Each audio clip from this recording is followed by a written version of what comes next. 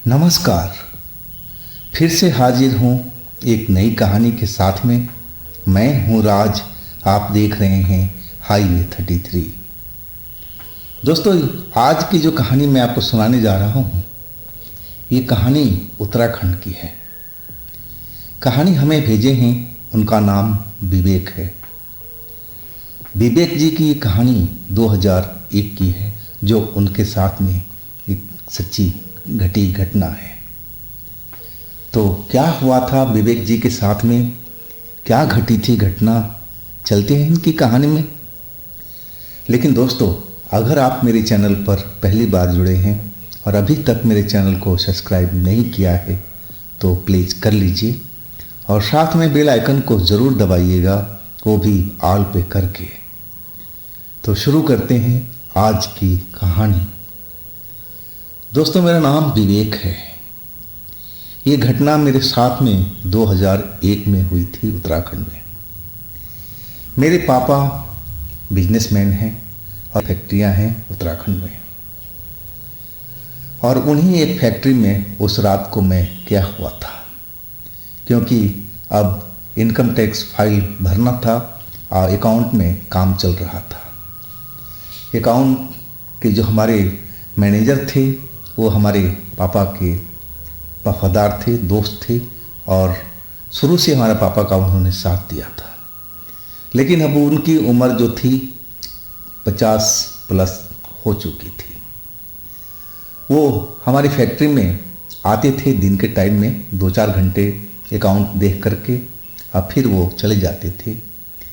पापा उनको बहुत मानते थे, और वो जो शर्मा जी थे, उनका नाम था शर्मा जी, और हम भी उनको बहुत इज्जत किया करते थे। वो भी मुझे बहुत प्यार देते थे और हर एक बारीकियाँ मुझे बिजनेस के सिखाते थे।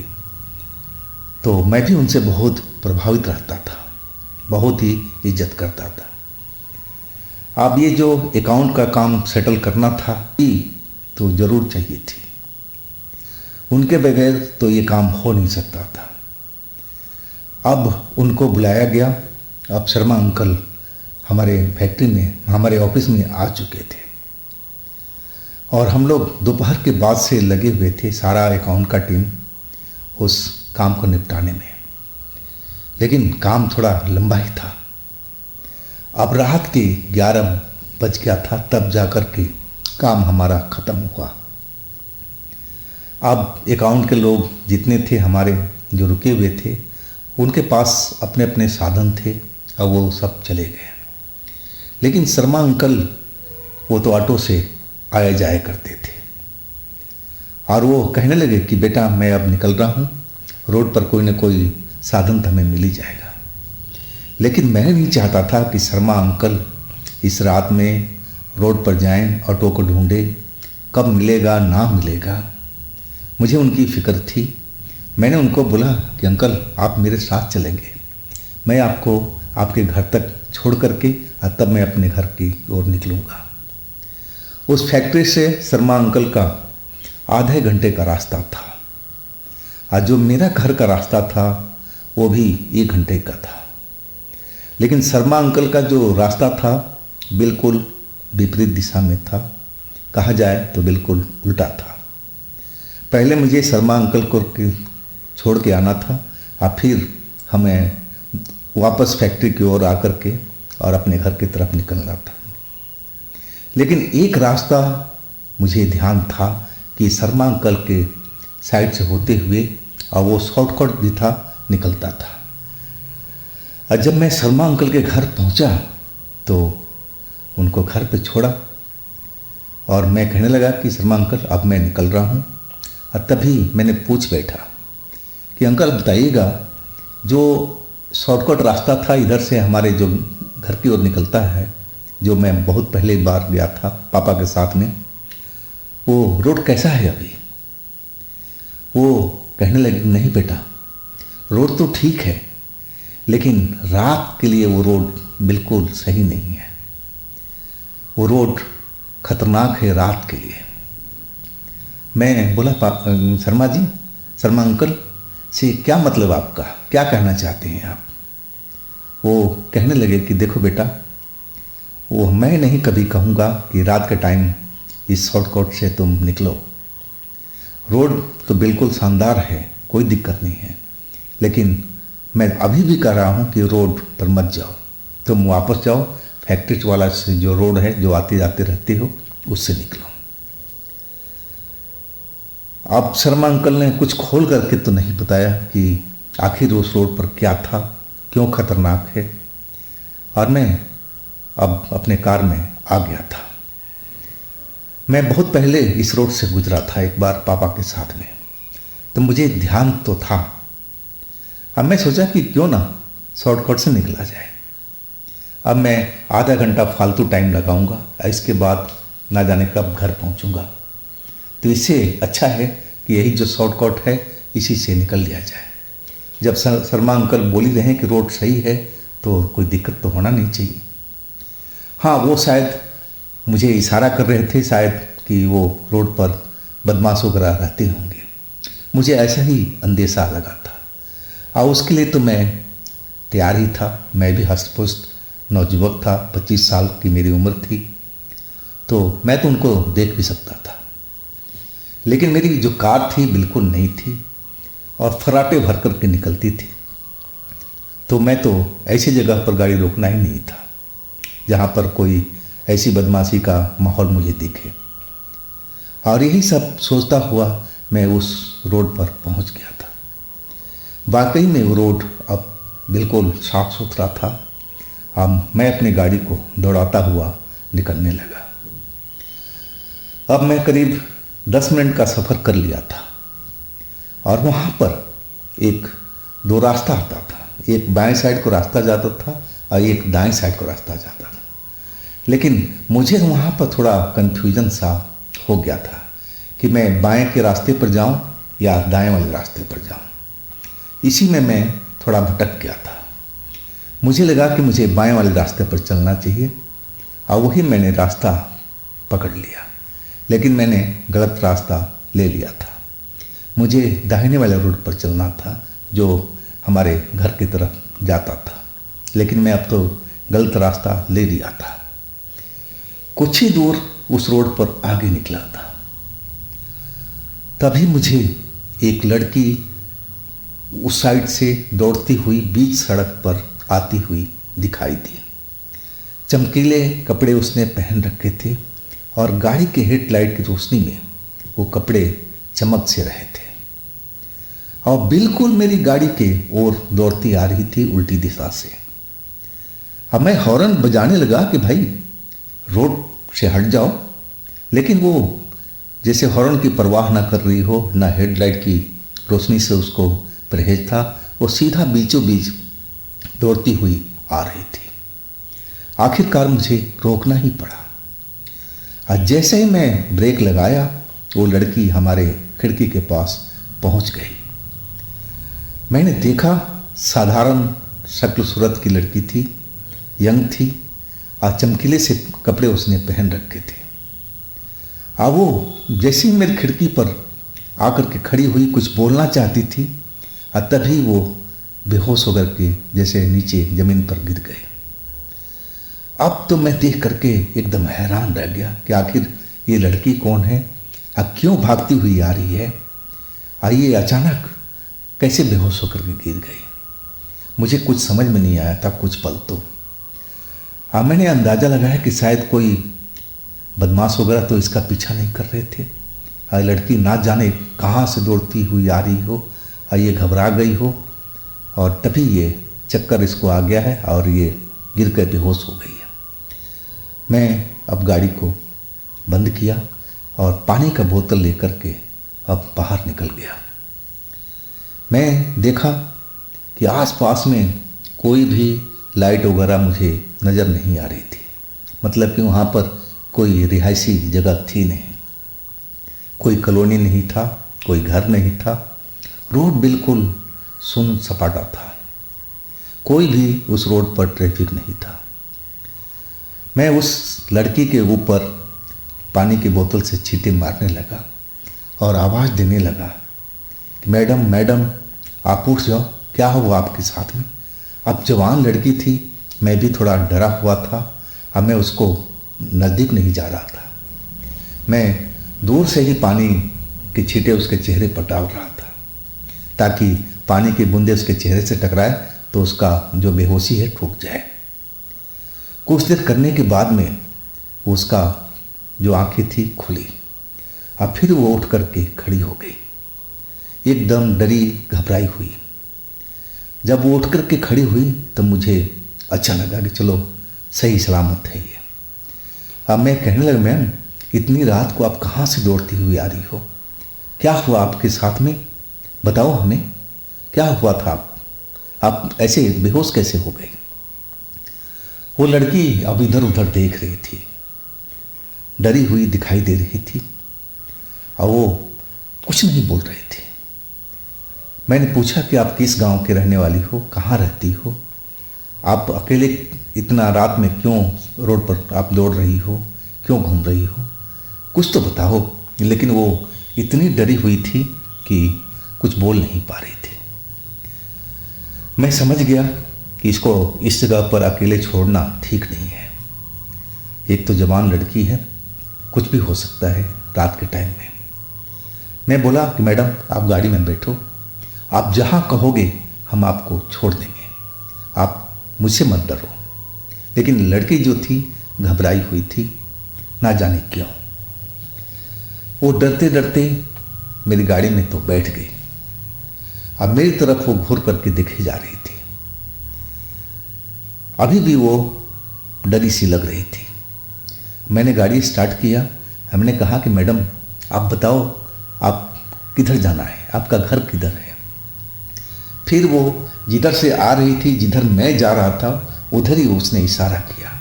वो एक लफ्ज़ भी अभी तक कुछ भी मेरे से नहीं बोली थी।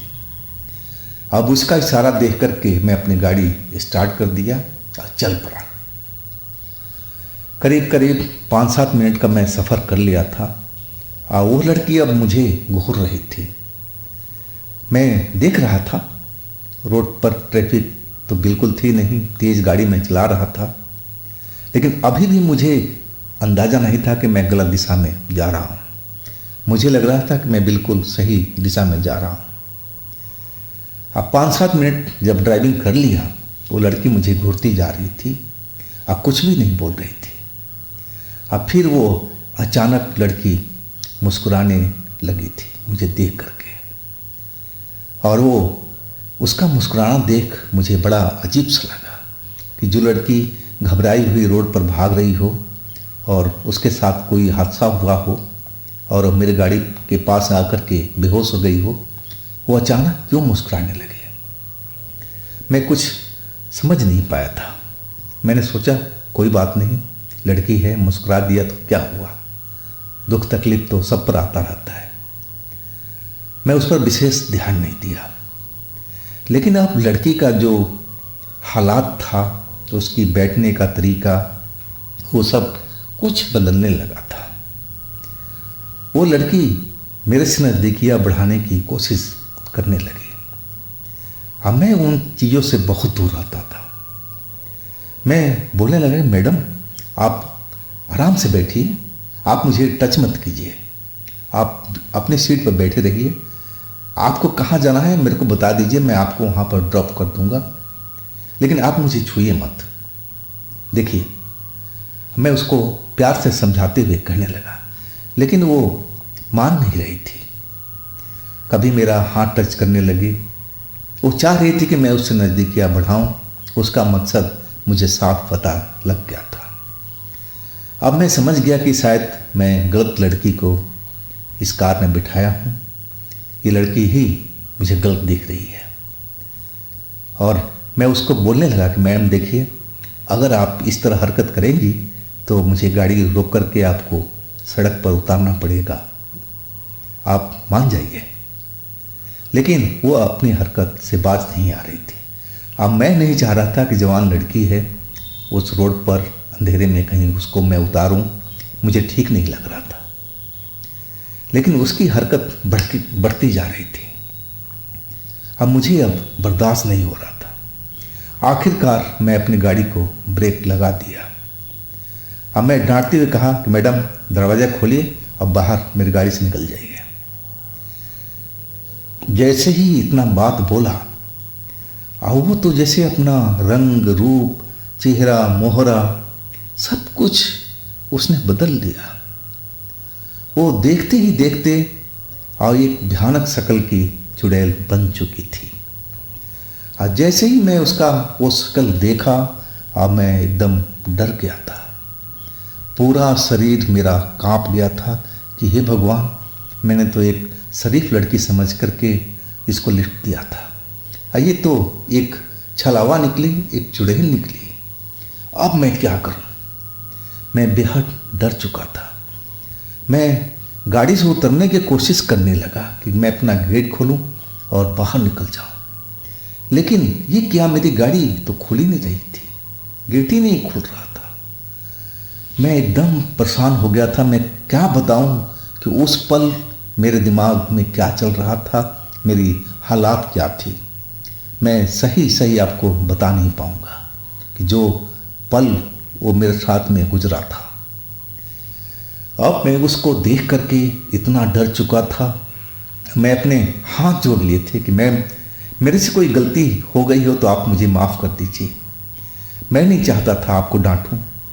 अगर आपको इतना बुरा लगा है तो आप मुझे माफ़ कर दीजिए।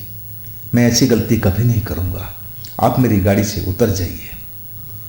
लेकिन वो चुड़ैल अब हंसने लगी, वो भी लगातार भारी आवाज़ में। और वो कहने लगी कि क्या तू यहाँ से वापस जा सकता है? मैं तुझे तो टच कर रही थी, तुझे बुरा लग रहा था। अब तेरा मैं खून भी पीऊँगी और जो मर्जी होगा तेरे साथ में करूँगी। तुझे अब रोकना है तो रोक के दिखा दे। वो ऐसी भाषा में मुझसे बात किया था, लेकिन भारी आवाज़ थी। अब भी उसका मनसा अलग ही था, और उसका मनसा देख करके दिली इच्छा मैं कांप गया था। अब मैं एकदम डर गया था। अब मैं सोचा कि कैसे भी इससे जान बचाऊं, क्या करूं हे भगवान। लेकिन मैं कुछ कर नहीं पा रहा था। ना गाड़ी का दरवाज़ा खुल रहा था, ना मैं बाहर निकल पा रहा था। और वो चुड़ैल तो जैसे अब मुझे पकड़ने ही वाली थी अपने लंबे हाथ करके। अब मैं बेहद डरा हुआ मैं भगवान भगवान करने लगा, जो मैं जिनको पूजता था। हाँ, उसी वक्त में एक कुत्ते की भौंकने की आवाज़ आने लगी। लगा कि कोई सामने से कुत्ता दौड़ता हुआ आ रहा हो और तेज तेज भौंकता हुआ मेरे गाड़ी के पास पहुंचने वाला हो। और ऐसे ही हुआ।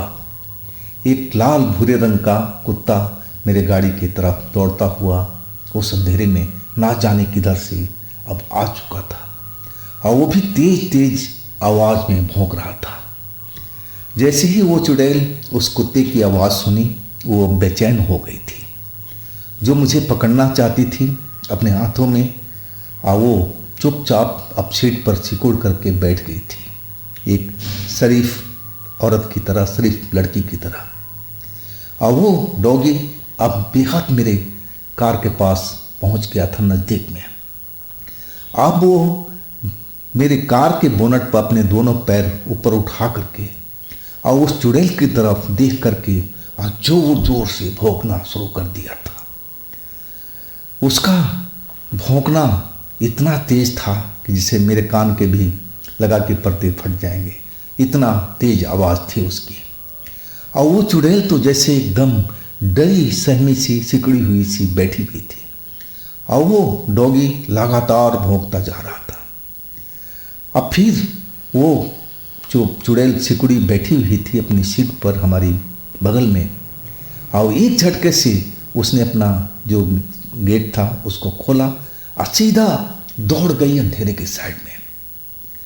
जैसे ही दौड़ी, वो जो कुत्ता अपने दोनों टांग के ऊपर में हमारे कार के बोनट पर पैर लगा के खड़ा था, और वो भी अब नीचे उतरा और तेजी के साथ उस औरत के पीछे लग चुका था भौंकते हुए। और वो औरत की चीखें अब सुनाई पड़ रही थी, डरावनी चीखें, जैसे लग रहा था कि वो कुत्ता उसको पकड़ रखा है और उसको जख्मी कर रहा हो, ऐसे मुझे आवाज़ सुनाई पड़ रहे थे। मेरा तो रोम रोम कांप गया था ये सब दृश्य देखते हुए। मैं तो कभी कल्पना भी नहीं किया था कि मैं कभी ऐसी दृश्य को देख पाऊंगा। मैं भूत प्रेत की बातें तो बहुत सुना था, कहानियाँ भी सुनी थी, फिल्म भी देखा था, लेकिन मुझे वो सब एक ऐसी ही लगता था कि झूठ मूठ करके कहानी बनाई गई है, फिल्म बनाई गई है, इसमें कोई सच तो होता नहीं है, सिर्फ मनोरंजन के लिए ये सब बनाया गया है।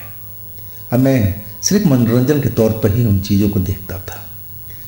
मुझे नहीं पता था कि उनमें कितनी सच्चाई होती थी, लेकिन आज जो मेरे साथ में गुजरा, मैं देख करके समझ चुका था कि भूत प्रेत के अस्तित्व भी होते हैं।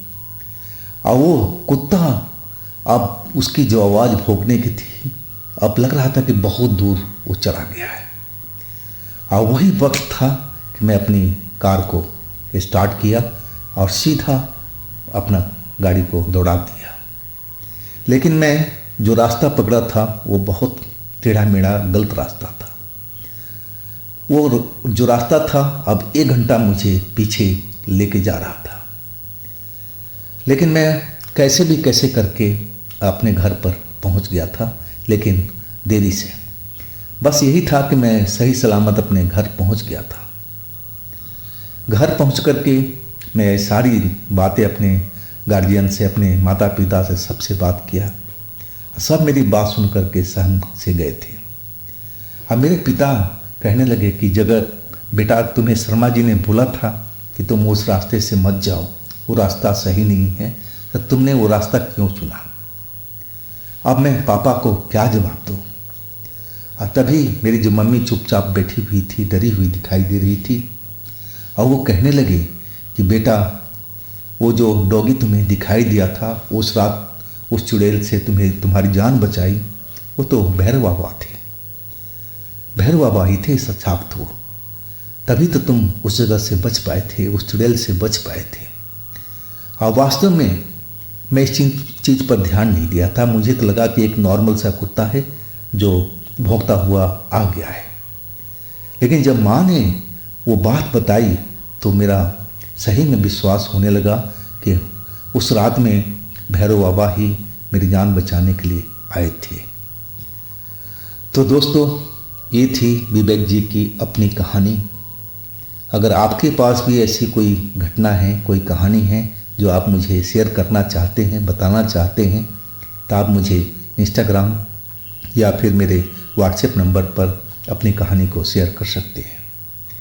और दोस्तों, ये चैनल भी आप ही का है, तो थोड़ा प्यार भी इस चैनल को दीजिए, लाइक कीजिए, सब्सक्राइब कीजिए, शेयर कीजिए। और फिर हम मिलते हैं अगले रोज़ एक नई घटना, एक नई कहानी के साथ में। आप लोग अपना ख्याल रखिएगा। नमस्कार।